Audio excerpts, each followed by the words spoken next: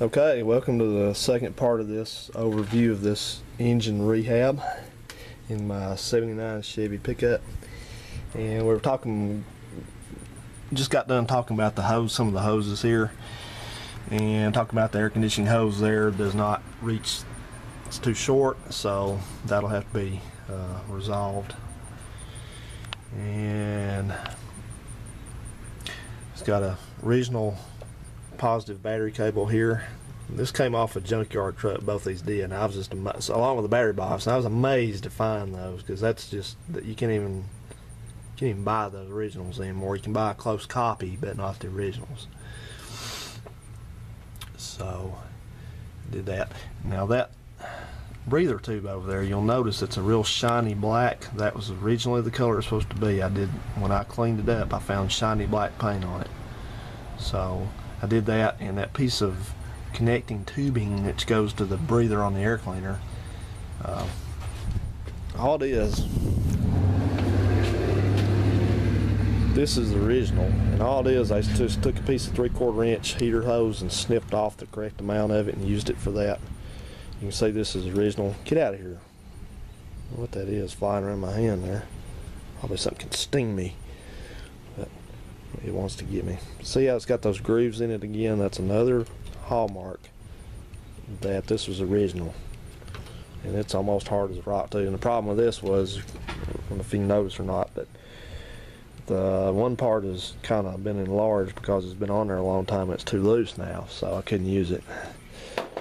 So I just did what they did. I just took a piece of new 3/4 inch heater hose, some I had left over from this deal here, and snipped off the right amount, and it works great. So, and of course back here, that's the that line that comes across, that metal line, that's for the vacuum modulator. That's an original piece of GM vacuum line connecting that. And what else we got? Let's see. Put new hoses on. These are just generic hoses. They're good hoses. They're Gates, but they're not stamped with GM numbers on them, and I'm not going to do that. I'm not going to that trouble. Got one down here, and that's a brand new $60 fan clutch, because the old one was leaking, and this thing I guess has heavy duty cooling on it, because that's for severe duty. So, but this alternator was a problem. I was using my 10SI, my good 12SI, pardon me. Once again, I get those wrong and mixed up, but this is a 10SI. This is exactly what would have came on it. It's a 63 amp alternator, and I've got the alignment pretty good on it now, but I was having trouble with this, working this out. You know, you've got several mounting points on these alternators. You've got a long bolt at the bottom, and it goes through, and it goes through that bracket, and that bracket bolts on to the back of the alternator. As you see the little bolt there, and then it bolts into the head. And then you have your bolt up here at the top, and you have on the top bracket, you have a bolt at the intake right there, and you have one right there on the water pump, and then you also have a triangular bracket down at the bottom. Comes from that big bolt over to the water pump.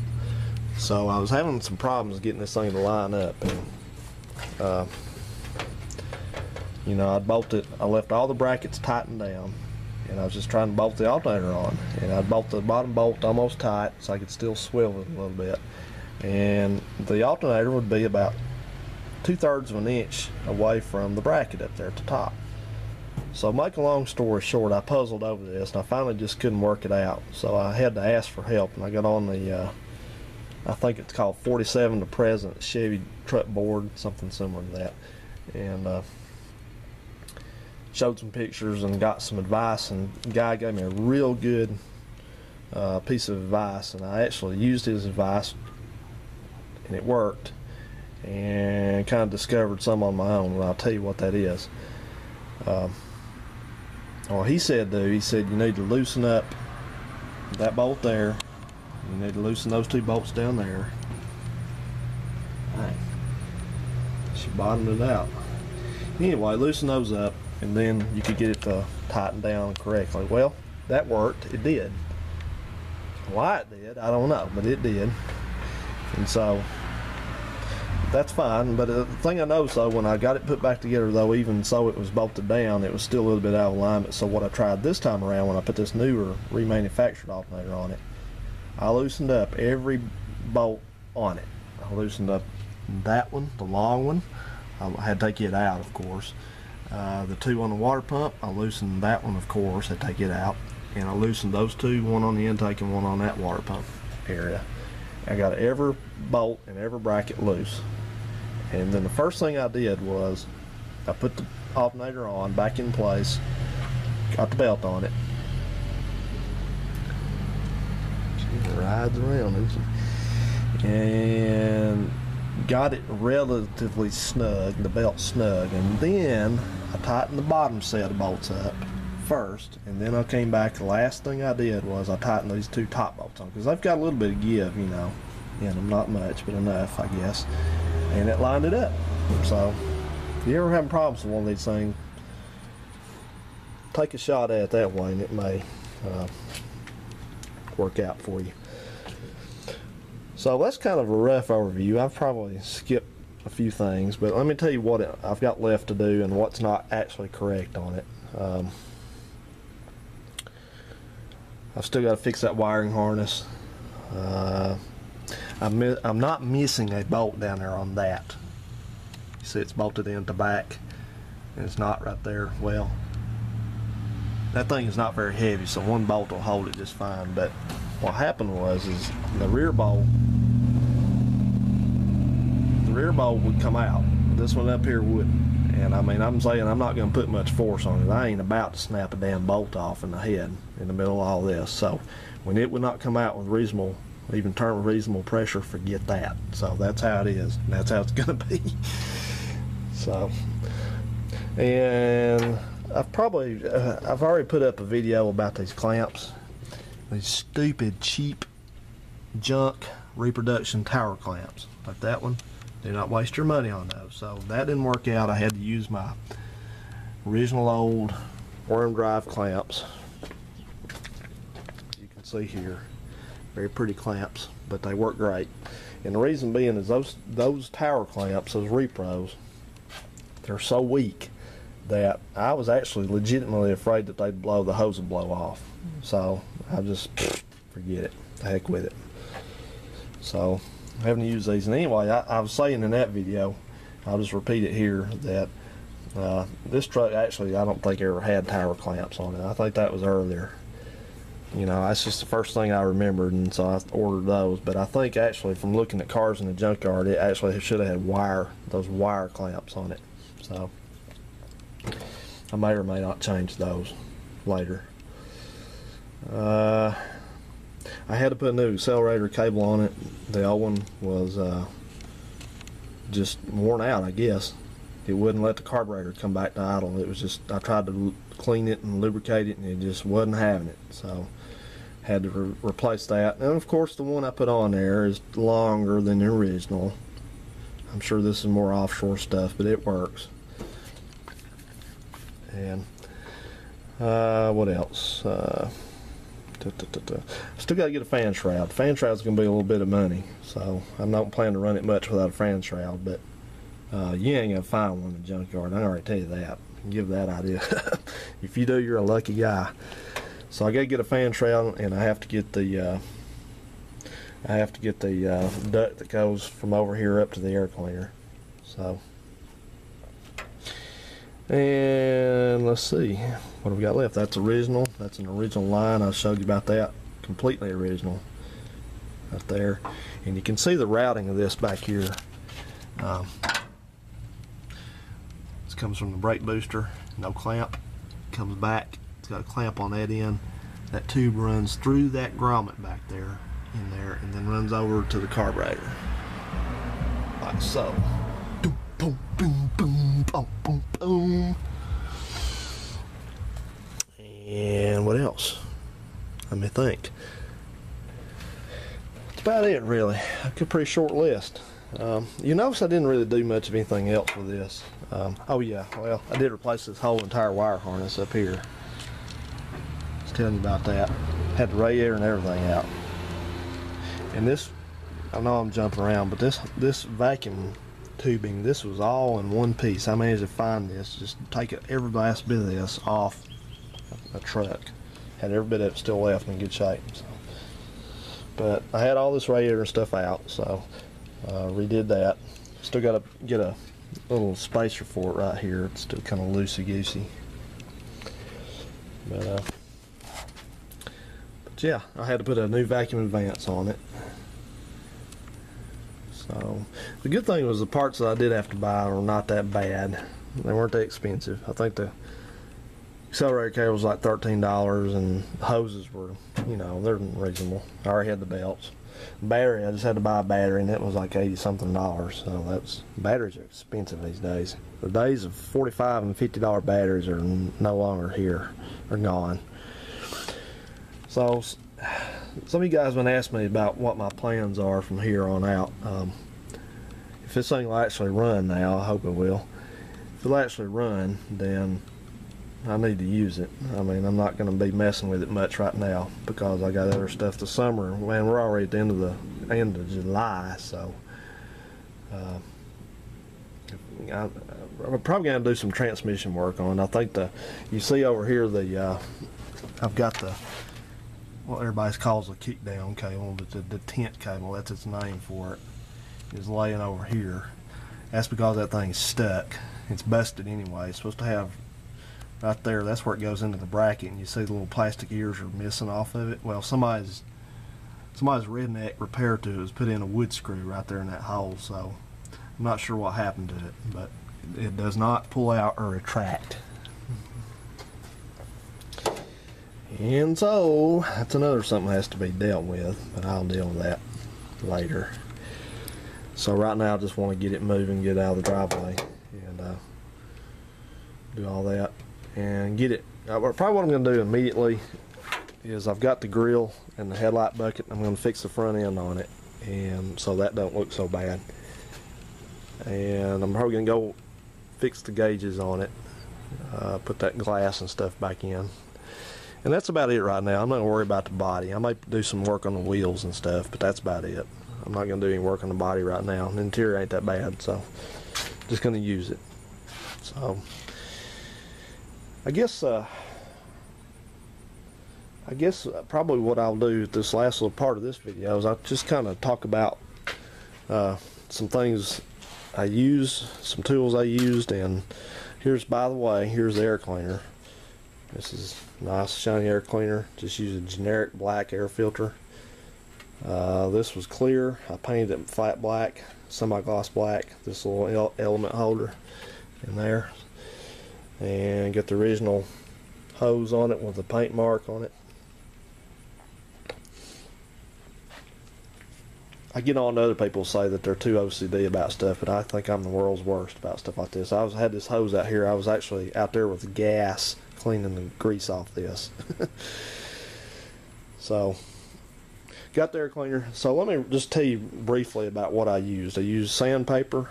I used a Scotch-Brite pad, which is laying around in there somewhere. Those little green pads, different kinds of one of those, different kinds of sandpaper. I used GM Corporate Blue Duplicolor engine paint, which I would not suggest doing anymore because I got 2 cans that matched and 2 cans that didn't match the first 2 cans. And my cornerstone of anything with flat, not flat black but semi-gloss black, has been this John Deere Blitz Black. You can get this at the John Deere store, and it's not cheap. It's about $8 or $9 a can, but that is excellent paint. Excellent paint.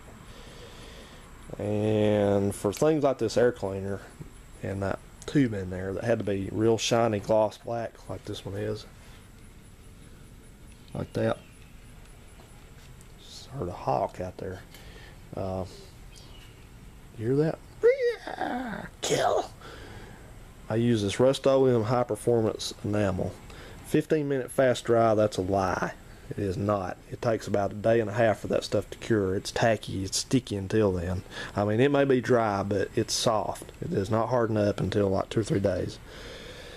So, in this paint, those two kinds of paint here, the Blitz Black and the Rust-Oleum, they look different. They spray on a whole lot different. This stuff, it's hard to run this stuff, completely hard. It goes on real thin coats. It's real easy to work with. So is that duplicator. But this Rust-Oleum though, that I use like this, I mean, you got to be careful with it. You can run the crap out of that stuff real easy. I used, like on the valve covers and stuff, if anything I had that was painted that was sheet metal, like those valve covers, like that old set back there where the original paint is flaking off of it, I suggest that you just strip all the paint off of it. So I got this aircraft remover, professional grade, and it works pretty good. I had to use it, you know, a couple 3 different times on each item, but it took all the paint off and it made a real nice finish, as you can see. So I got ready to recoat it. So I would definitely suggest doing it. Don't even try sanding the valve covers unless you're completely patient, more patient than I am. And what's funny about this is aircraft remover. It shows an airplane on the front of it. But of course, there is a little disclaimer back here, if I can find it. Let me see. Let me see here. Let me find it here.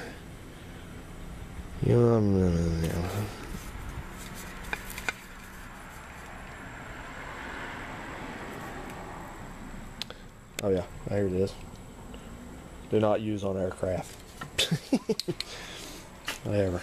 Okay. And then I used everything that was empty. And then I used Tough Stuff. That's just a good general all-purpose cleaner that's not too harsh.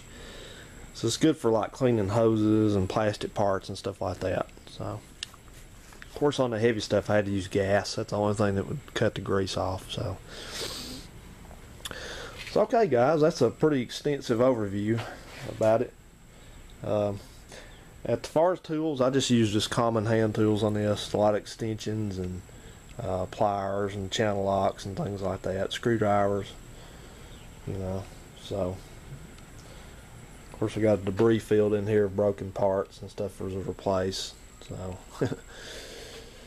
I use that aluminum foil. That was a good thing to use to mask off things because it's easy to conform. You don't have to worry about taping stuff up. I also did use some tape. I've got some laying right there. Oh yeah, before I cut this off, this is something that is worth every penny I paid for it. This is a tool. It is a PCV pipe cutter, and if I can get it unlocked here, there it is. And I'm sure several of you guys are probably familiar with this, but this, you put a piece of pipe in there, PCV, and use that to cut it. Well, what I use it for is to cut like rubber hoses, like pieces of heater hose and things like that, because it makes an excellent squared off cut. Because trying to do it with a knife or a set of cutters sucks. I can't ever do a good cut on it. So that thing, I got that at Harbor Freight, and it wasn't much money. It was under $10, I think. Excellent tool. I love it. So it made me be able to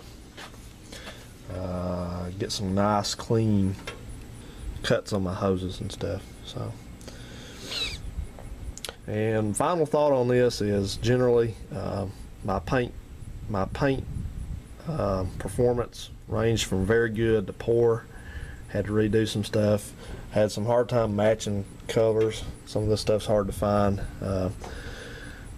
That engine, there's one called cast coat aluminum and cast iron. Those shades of paint you can get at the parts store. Those are good to duplicate colors in here. And my reproduction parts quality, I think, is not that good. Some of it is usable, but it does not match the original. So I've already talked about that. So, alright guys, well, got any questions on this, feel free to ask me and I'll try to answer them. But for now, I'm up on 20 minutes again, so thanks for sitting there listening to all this, and I hope you enjoyed it, and we'll see you again soon. Take care.